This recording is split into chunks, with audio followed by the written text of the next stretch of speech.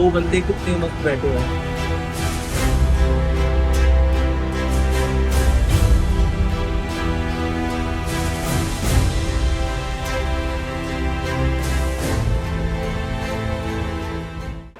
Hello दोस्तों, मेरा नाम है त्रिवेंद्र भारद्वाज और आज मैं लेकर आया हूँ नेक्सॉन सीएनजी।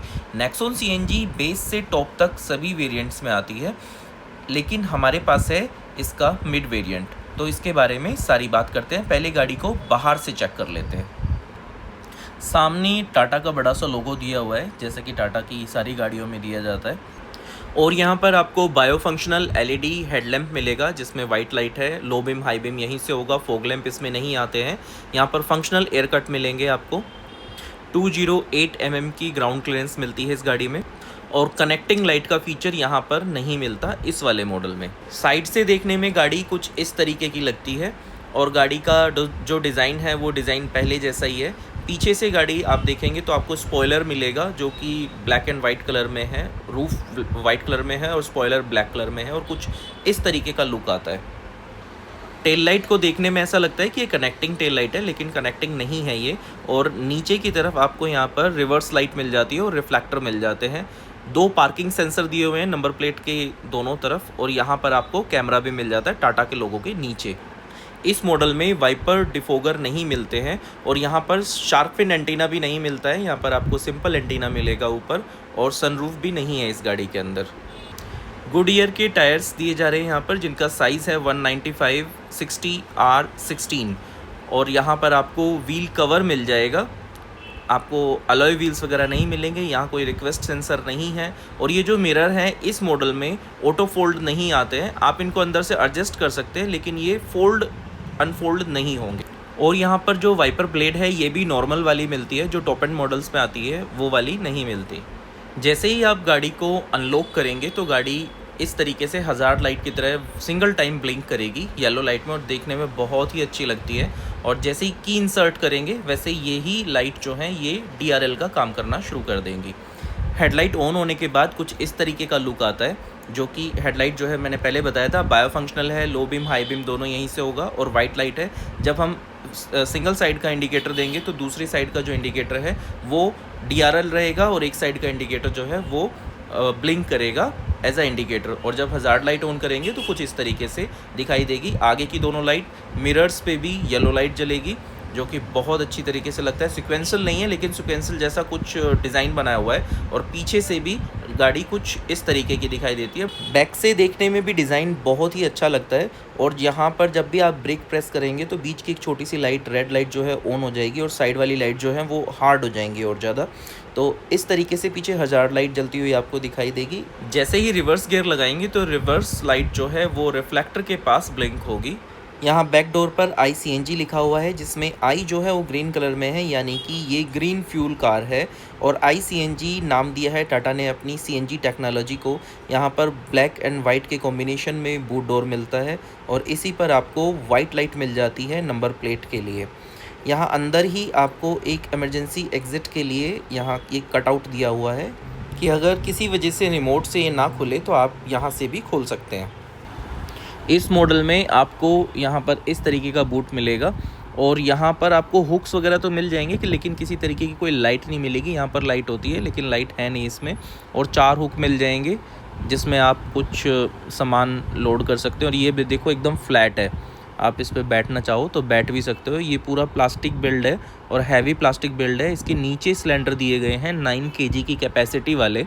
यहाँ से इसे खोलने के लिए ये एक कुछ नायलॉन का हुक दिया गया है। आप इसको पकड़ के ऊपर खींचेंगे तो ये खिंच जाएगा, और हैवी है ये प्लास्टिक भी। और इधर उधर साइड में ये देखो, ये प्लास्टिक अलग से लगा हुआ है। इसको ऊपर उठाएंगे तो ये प्लास्टिक अलग है। नीचे 2 सिलेंडर दिए गए हैं, और इतने अच्छे से प्लेसमेंट किया गया है ना कि आपको बूट की कमी नहीं होगी।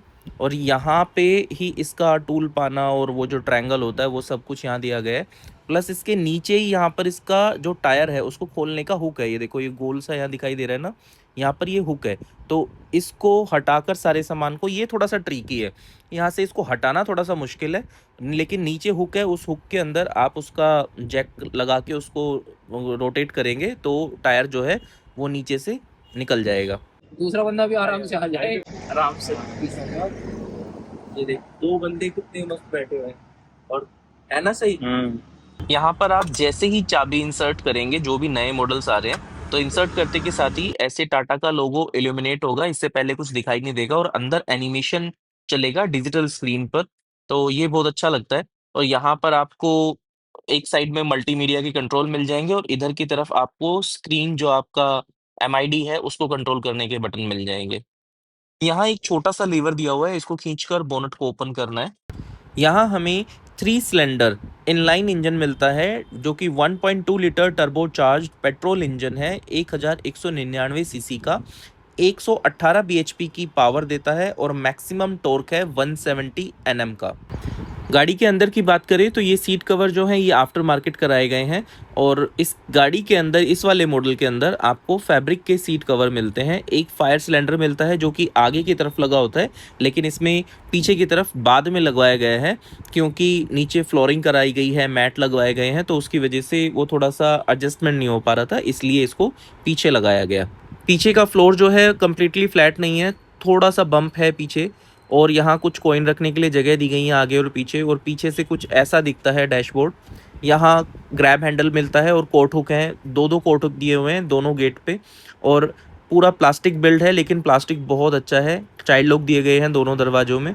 और यहाँ पर आप वाटर बोतल रख सकते हैं 1-1 लीटर की, और आगे वाले डोर में तो आप 2 लीटर की वाटर बोतल भी रख सकते हैं। यहाँ पर एक नोब दी गई है, इस नोब को ऊपर उठाना है तो ये ऐसे फोल्ड हो जाएगी।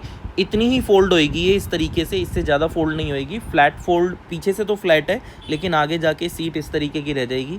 तो ठीक है, आपको पीछे बैठ के अगर लेट के भी ऐसे कुछ करना है तो ये इस काम भी आ सकती है। बाकी आपको इस सीट को कम्प्लीटली फोल्ड करना है तो नीचे वाली जो ये सीट है इसको आपको आगे की तरफ लगाना है। ये भी एक मैकेनिज्म है जो आगे ईजिली हो जाता है। सीट को ऐसे ऊपर उठा के फिर इस पीछे से निकाल के आगे की तरफ लगाना है। और इसको जब वापस पीछे लगाना है तो थोड़ा सा दम लगा के इसको पीछे की तरफ करना पड़ेगा, तो ऑटोमेटिकली जाके पीछे जो ये हुक है इस हुक के अंदर ये लग जाएगी। थोड़ा सा दम लगाना पड़ेगा, टाटा है तो दम तो लगेगा। कुछ इस तरीके का आगे डैशबोर्ड पे प्लास्टिक दिया हुआ है, तो प्लास्टिक सॉफ्ट तो नहीं है लेकिन टेक्सचर ही कुछ ऐसा है कि आपको हार्ड भी नहीं लगेगा ज़्यादा। और यहाँ पर ये नीचे कुछ डिफरेंट टाइप का टेक्सचर दिया है। अब मेरे वाली जो नेक्सॉन है, पुरानी नेक्सॉन है, उसके अंदर ये नहीं है, लेकिन अभी ये थोड़ा सा कार्बन फिनिश टाइप का कुछ टेक्सचर दिया गया है यहाँ पे। बाकी का लगभग सेम है। और यहाँ पर डिस्प्ले दिया गया है पूरा, क्योंकि पीछे पार्किंग कैमरा भी है तो आपको यहाँ पर डिस्प्ले दिया गया है। हरमन के यहाँ पर आपको म्यूज़िक सिस्टम मिलता है, ये स्क्रीन मिलती है। और ये स्क्रीन छोटी सी है लेकिन काफ़ी काम की है, तो आप इसमें काफ़ी सारी चीज़ें कर सकते हैं। वो कभी जब स्क्रीन के ऊपर डेडिकेटेड वीडियो बनाएंगे तब बता देंगे। इस वाले मॉडल में की लगा के स्टार्ट करना पड़ता है। बाकी वैसे इसके थोड़े से एनिमेशंस चेंज कर दिए हैं। ये देखो बीच में एमआईडी है और दोनों तरफ जो है एनिमेशन से, वो स्क्रीन पे जो भी आ रहा है वो सब एनिमेशन से आ रहा है, वो गायब भी हो जाता है। और बीच में ये जो लोगो मैंने आपको पहले ही दिखाया था, ये लोगो जो है की ऑन लगाने के बाद चलता है। यहाँ ऊपर आपको एक लाइट दी गई है, वाइट लाइट है यहाँ पर। यहाँ नीचे की तरफ आपको एसी से रिलेटेड स्विच मिल जाते हैं, एसी कंट्रोल करने के लिए और बाकी के बूट ओपन वगैरह करने के लिए। और ये गियर नॉब दिया गया है, 6 स्पीड मैनुअल गियर बॉक्स है। और यहाँ पर कुछ आप कॉइन वॉइन रख सकते हैं। वैसे यहाँ पर जो है मोड चेंज करने का एक बटन होता है, पर अभी वो है नहीं यहाँ। बाकी के भी आपको काफ़ी स्पेस मिल जाता है कॉइन वॉइन रखने के लिए या कुछ भी सामान रखने के लिए। यहाँ पर ये जो गाड़ी है इसमें मैं आपको दिखा देता हूँ कि यहाँ सीएनजी का भी एक बटन दिया गया है, लेकिन सीएनजी वाले बटन से आप प्रेस करके उसको बाद में चेंज कर सकते हैं, पेट्रोल पे ला सकते हैं। लेकिन जैसे मारुति की गाड़ियों में होता है, गाड़ी पहले पेट्रोल पे स्टार्ट होगी और उसके बाद कुछ सेकंड के बाद या 1 मिनट के बाद वो ऑटोमेटिकली सीएनजी पे आ जाती है। लेकिन इसमें गाड़ी स्टार्ट ही सीएनजी पे होती है। आप भले ही उसे पेट्रोल पे करके छोड़ दो, लेकिन वो स्टार्ट ही सीएनजी पे होगी। तो अगर सीएनजी नहीं है तो पेट्रोल पे स्टार्ट होगी, लेकिन सीएनजी अगर है तो वो सीएनजी पर ही स्टार्ट होगी और बाद में आप उसको पेट्रोल पे स्विच कर सकते हो। 10-8 की स्पीड है फर्स्ट गियर पे, सेकंड गियर पे 15 की स्पीड है, मुझे दिखा मैं कर लेता हूँ। 18 की स्पीड है थर्ड गियर पे। थोड़ा सा गाड़ी वाइब्रेट कर रही है हाई स्पीड में। और ये घंटी जो बज रही है ना, ये बज रही है पीछे सीट बेल्ट की child seat belt. Child seat belt की बज रही है, क्योंकि इसमें 3 बेल्ट्स की घंटी बजती है, एक पीछे की चाइल्ड सीट बेल्ट की और 2 आगे वालों की। तो हम दोनों ने तो लगा रखी है, पीछे वाली नहीं लगी हुई। नहीं 5 सीट बेल्ट टोटल।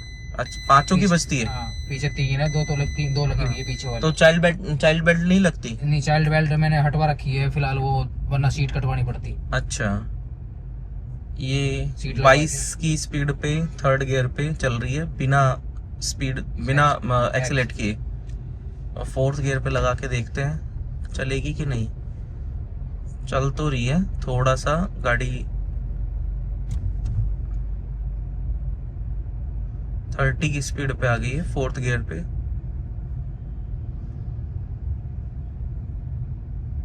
देखो, तो ये मैं अभी गाड़ी को एक्सीलेट नहीं कर रहा हूँ, बिना एक्सीलेट किए हुए गाड़ी अपने आप चल रही है। और मैंने अभी ब्रेक दबाया था, तो उसके बाद भी 4th गियर पे गाड़ी लगी हुई है और अपने आप गाड़ी पिकअप पकड़ रही है, दोबारा से स्पीड जो है इंक्रीज कर रही है, बिना किसी तरीके की रेस वेस दिए हुए, क्योंकि मेरे पाँव तो है ही नहीं रेस पे।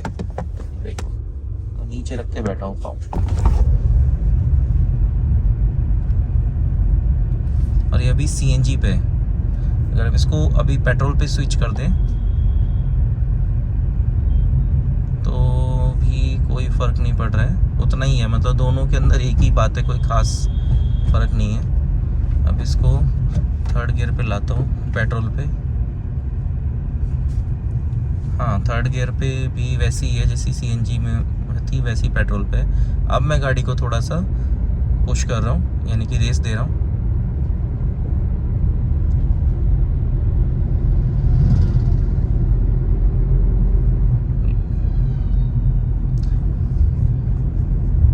गाड़ी थोड़ा बड़े गियर पे है और स्पीड कम है, तो इस वजह से गाड़ी थोड़ी आवाज़ भी ज़्यादा कर रही है। यहाँ से इसकी इंडिकेटर्स की साउंड सुन लो, ऐसी साउंड है। गाड़ी में खास वाइब्रेशन नहीं है और गियर भी जो है इजीली अपने जो खांचे हैं उनमें अच्छे से जा रहे हैं। देखो, हल्का सा पुश करना है।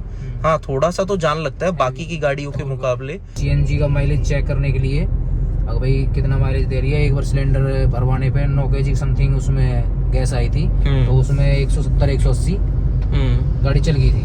अच्छा, पेट्रोल पे भी एवरेज सिटी में, जो सिटी भी क्या, आपने तो आपको पता ही है शीतला माता मंदिर पे कितना रश होता है, उसमें 8-9 की दे रही थी। हाईवे पे 15-15.5 दे दी थी। फर्स्ट सर्विस अभी हुई भी नहीं है। अभी मैं यहाँ पे इसको CNG पे ले रहा हूँ। मैंने पेट्रोल से CNG पे लिए, जैसे चल रहा था वैसे ही चल रहा है। कोई गाड़ी के अंदर ये नहीं लगा कि जैसे झटका लगता है, फ्यूल चेंज होता है, पेट्रोल से CNG पे आता है तो थोड़ा बहुत झटका लगता है, पता चलता है। और गाड़ी AC में चल रही है अभी, तो ऐसा भी कुछ फील नहीं हुआ मुझे। ऐसा ही लग रहा है जैसे पेट्रोल पे ही चला रहा हूँ। अभी भी यही फील हो रहा है जैसे पेट्रोल पे ही चल रही है। बाकी बहुत सही 1 हैंडेड ड्राइव गाड़ी है, एक हाथ से आप अच्छे से ड्राइव कर सकते हैं।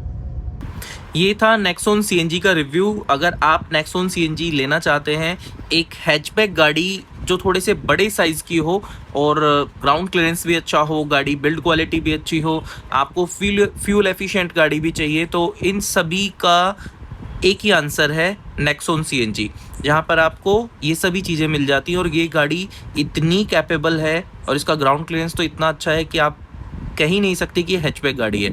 मेरे पास खुद नेक्सॉन है, पिछले 4 साल से मैं नेक्सॉन इस्तेमाल कर रहा हूँ और 1 लाख किलोमीटर चला चुका हूँ।